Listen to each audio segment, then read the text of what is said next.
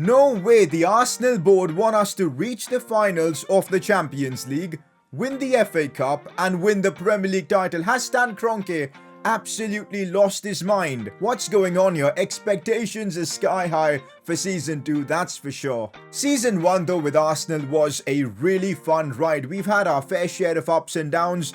Getting knocked out in the FA Cup was probably the lowest of low moments. You know, it was genuinely painful conceding a couple to Southampton in extra time. But ultimately, we did wrap up this season with that Europa League trophy, which gets Arsenal back in the Champions League after a long time.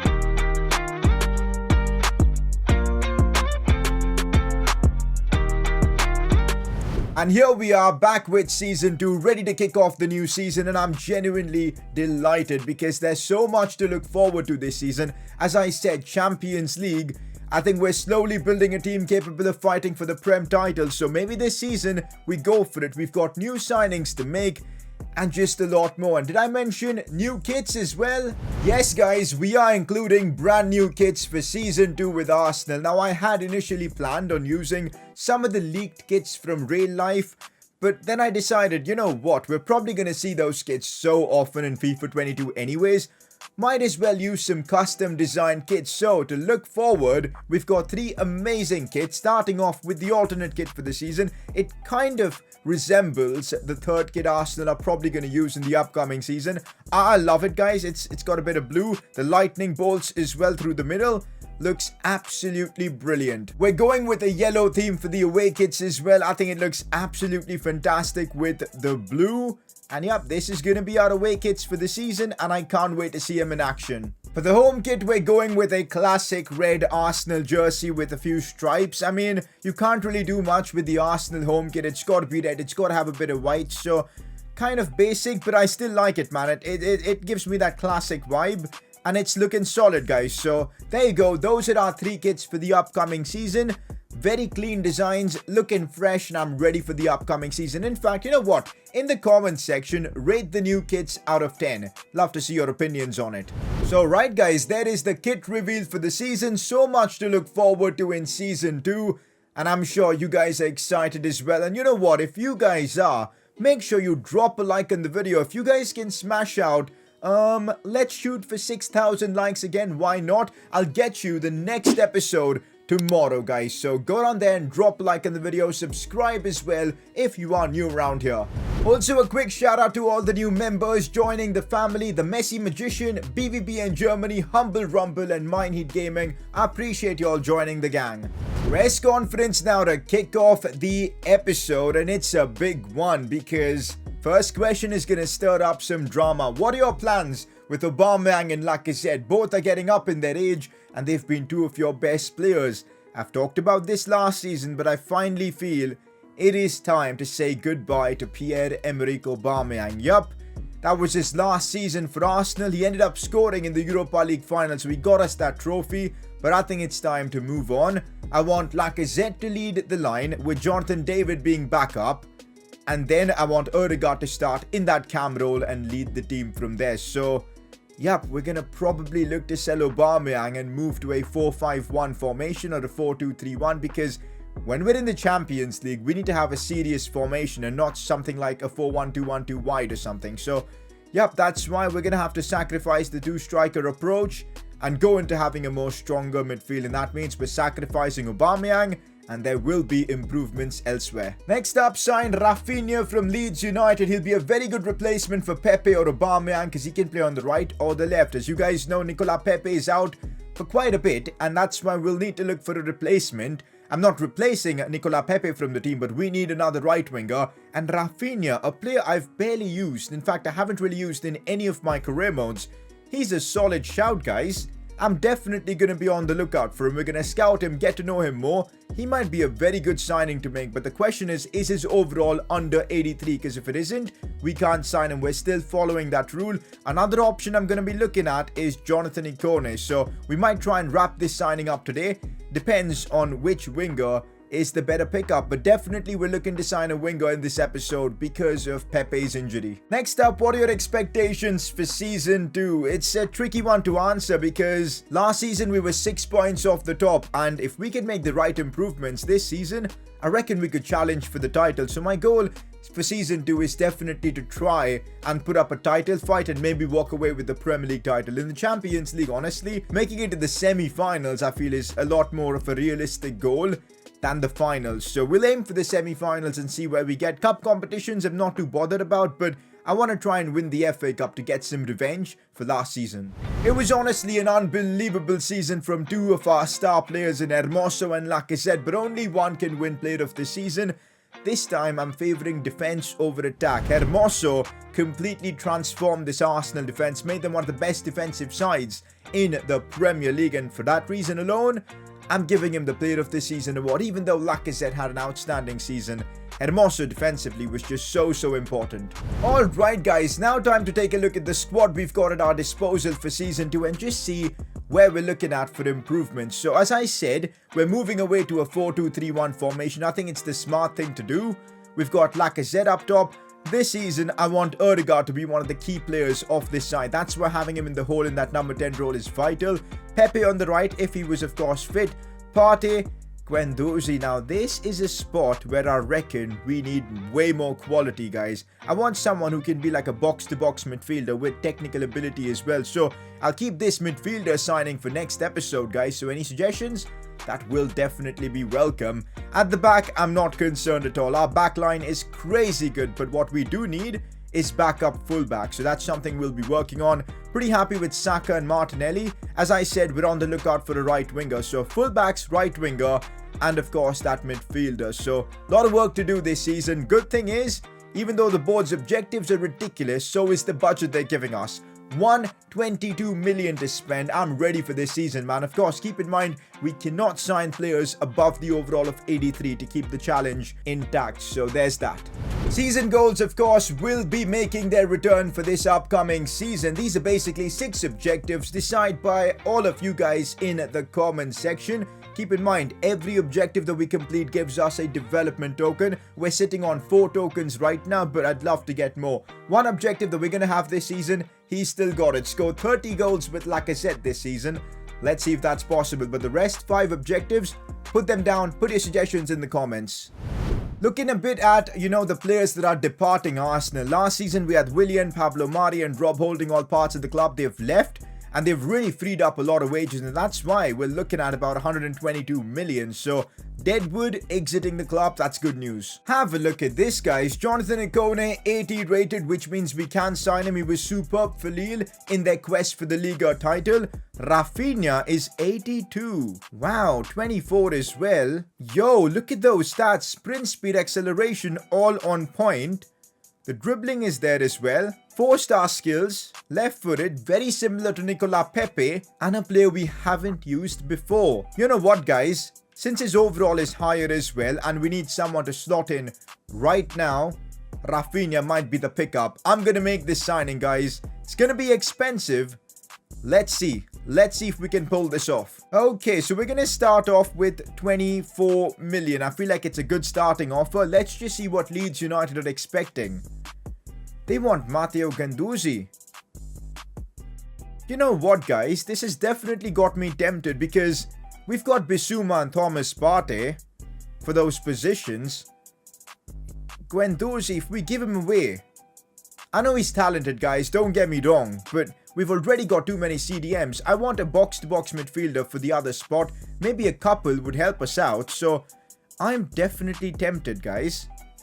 Okay, let me actually try this. If we can reduce the proposed transfer fee to like 12 million, maybe then it's worth it, guys. 15.7. I don't know if this deal is worth it or not, guys. 13 million, let's see. We're just playing with, of course, leads to see what works and what doesn't. Risky move, but because we've got already so many CDMs, I'm accepting it, guys. I am. I don't know if it's worth it in the long term or not. Guendouzi might become a fantastic player, but for now we don't need another CDM. We need other kind of midfielders. and bringing in Rafinha for a cheap price, I'll take it. And here we go, contract negotiations with Rafinha. We're already starting off Season 2 with a fairly controversial signing. Of course, Guendouzi and a fair few players have returned from their loan spell, and I'm kind of confused what we need to do with them. So, well, we're giving away Guendouzi to a fellow Premier League club in Leeds. We'll see how he progresses then. If he's like incredibly well playing there, we'll probably maybe try and sign him back at some point. So in terms of contract, I'm going to definitely match what he's earning at Leeds, and we will give him a 500,000 signing bonus. I reckon he should definitely accept this contract, and that he does. We've made our first signing of Season 2, and it's the Brazilian talent Rafinha from Leeds. Top class signing, I feel. I do know you guys in this series want to try and see different players, and Rafinha is one of them, so very keen to see how he plays on the pitch. Let me know in the comment section if giving away Guendouzi was smart or not, because I'm not entirely sure. I guess it depends on how Rafinha plays on the pitch. Oh wow, Real Madrid now coming in for Mario Hermoso, and Hermoso having a bit of an athletic past. Not sure if he's interested in this. Plus, player of the season for us. We're not letting Hermoso go easily, man. No, that's not happening. In other news, one of our scouts has just randomly brought us Christian Blanco. He actually looks fairly decent. We'll sign him up, so maybe in a few episodes you guys will find out if he's the real deal. Finally getting a few youth academy players. Also guys, a fair few transfer offers have just arrived. Lucas Torreira, I'm willing to let him go, guys. As I said, I'm not too keen on keeping him. I'm still looking for other midfielders, so I'll be accepting the transfer offer, guys. Same for Cedric. I'm looking for another fullback. Saliba, though, nah, man, he's not leaving. So there you go. Cedric and Lucas Torreira could be on their way out. In today's episode, guys, I don't think I'm looking at any more transfers. I think we've made Rafinha a solid signing, but I want your guys' input before I do anything else. I'm still looking for a couple of midfielders now, because look at that. The game has just randomly put Gabriel in there. I'm still looking for fullbacks, left back and right back. And that's about it, I think. So, lot to do. So, we're still yet to get any offers for Pierre-Emerick Aubameyang, which is very interesting. But we have sold a fair few players, guys, which is superb to see. Getting rid of the deadwood, and we're looking at 155 million.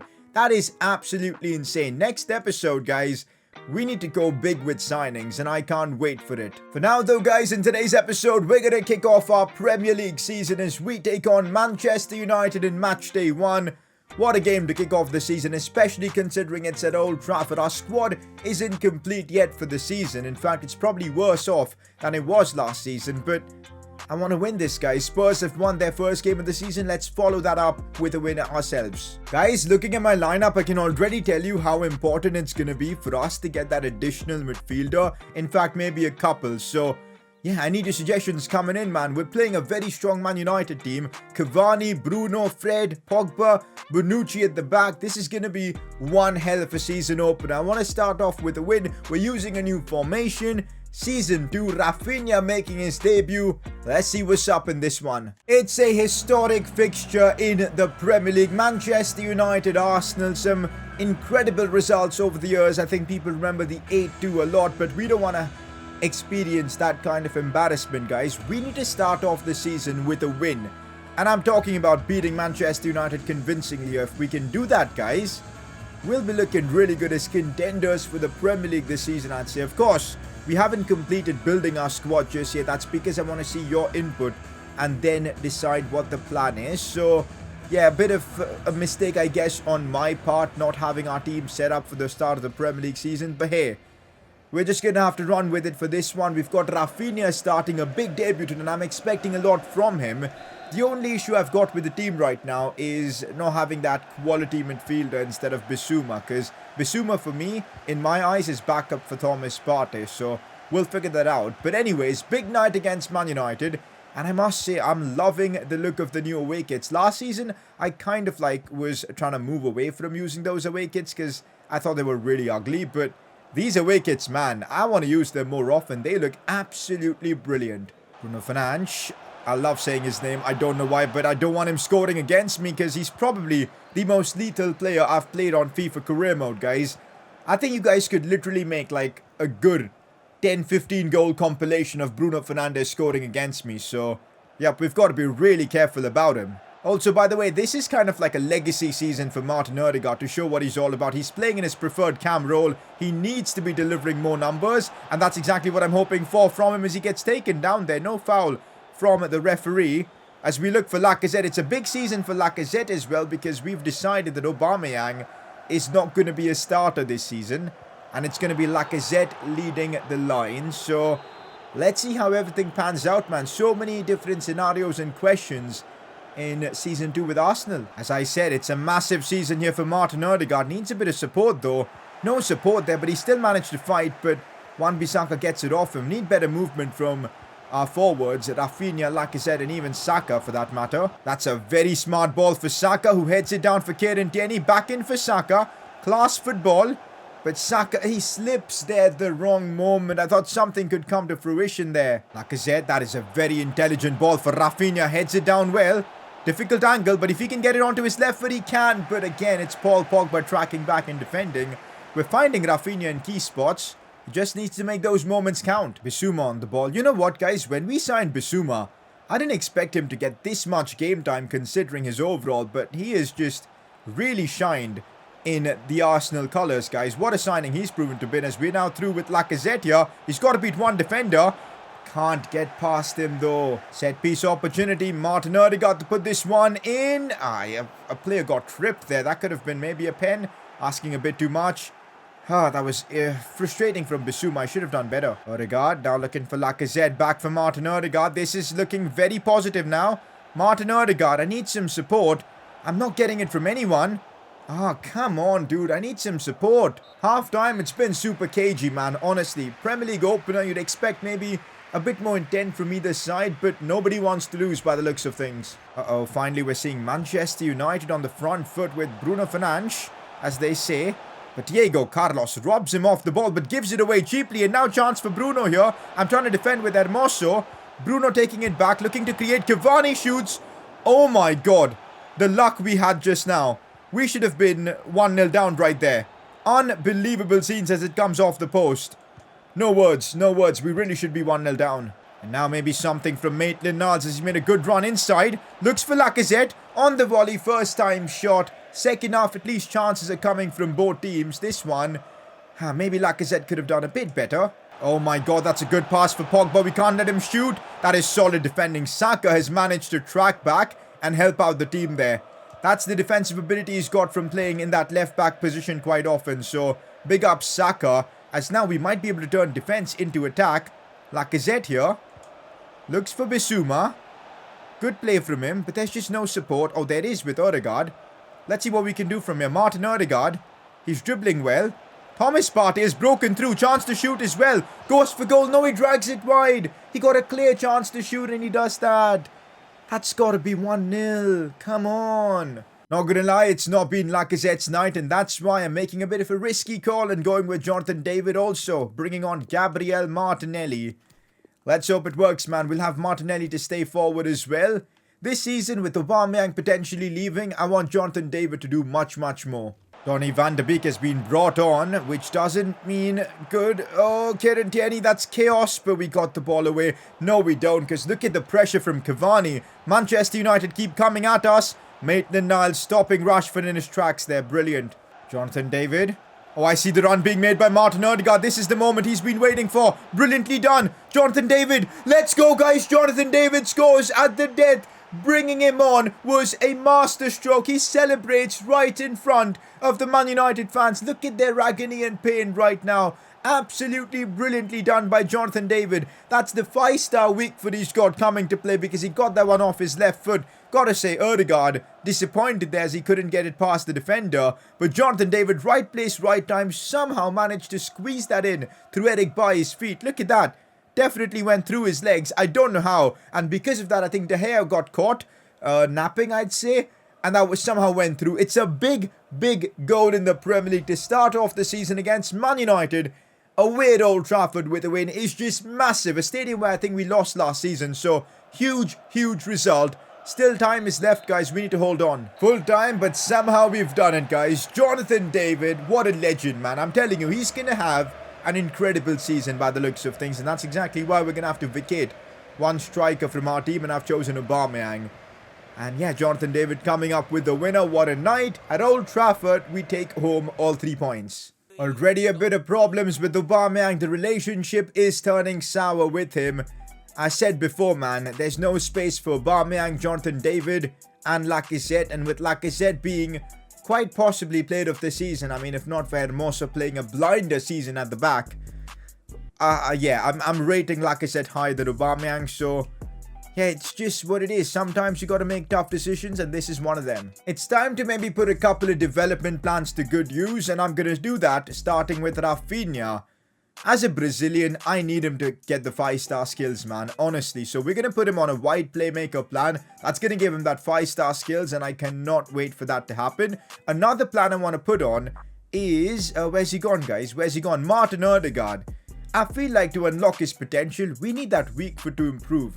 Even just slightly, guys. So I'm putting him on an advanced playmaker plan. Let's get that weak foot up. Okay, guess what? Our next game is the UEFA Super Cup final as we take on Liverpool. Very, very interesting. The Super Cup games are usually before the start of the season, but things are different. It's Europa League champions Arsenal up against Champions League winners Liverpool. This should be fun now because I'm still not happy with my squad completely.